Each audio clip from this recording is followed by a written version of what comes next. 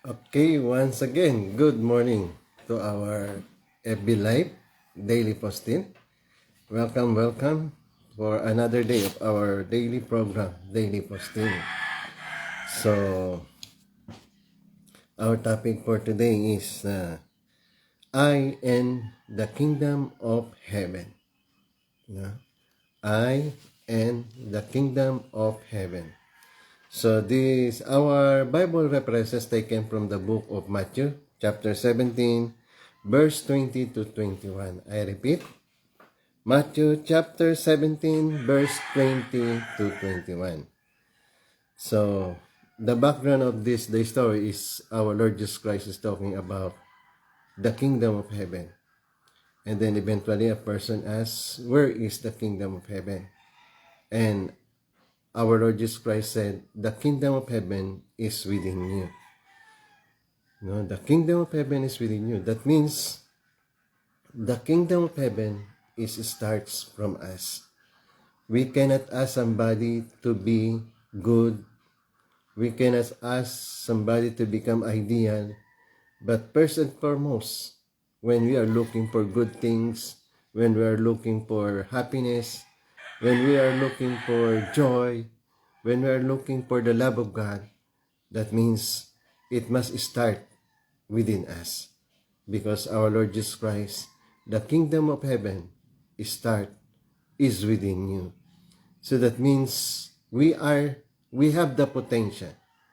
We have the potential to build the kingdom of heaven. And also it connotes we have the potential to be a child of God, to be a children of God. And that is our personal task. That is our portion of responsibility.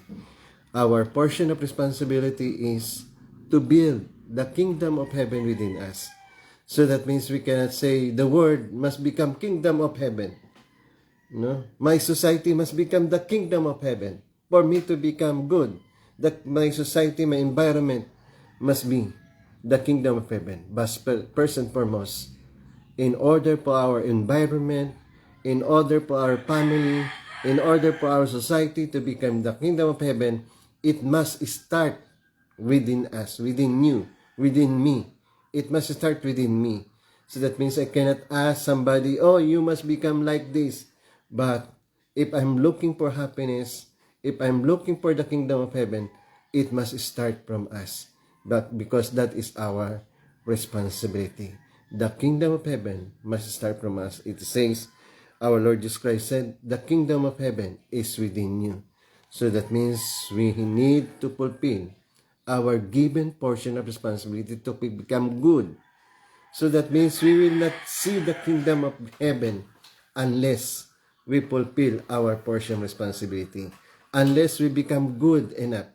Unless we become personally good, we will not see. We cannot ask somebody to be good. We cannot ask our society to become good. That means simultaneously, all individual, all person, all people must start within themselves the kingdom of heaven. So imagine, if these 8 billion people or 7 billion people come to reflect, come to their mind that we are meant to build the kingdom of heaven.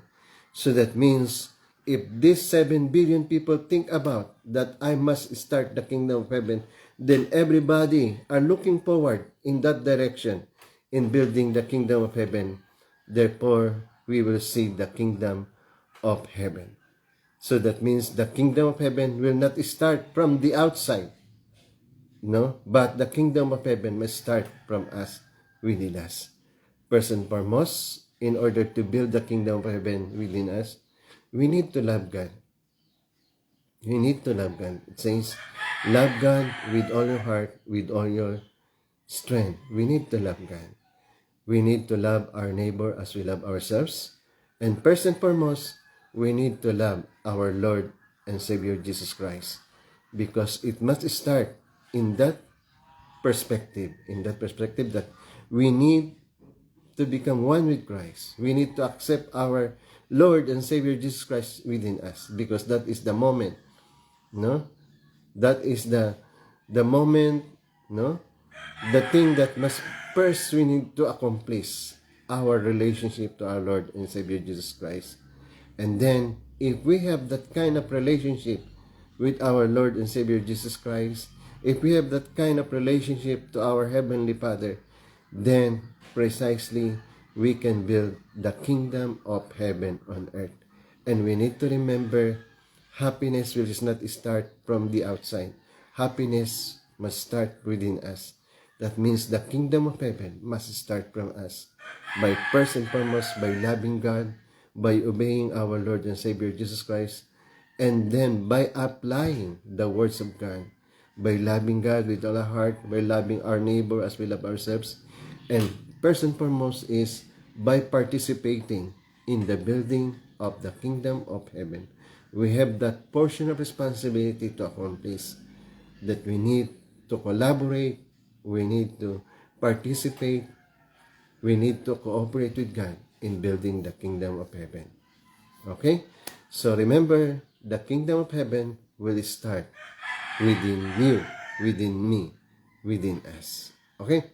So thank you and God bless, and I hope to see you again tomorrow for another episode of our daily posting. So once again, God's love I share.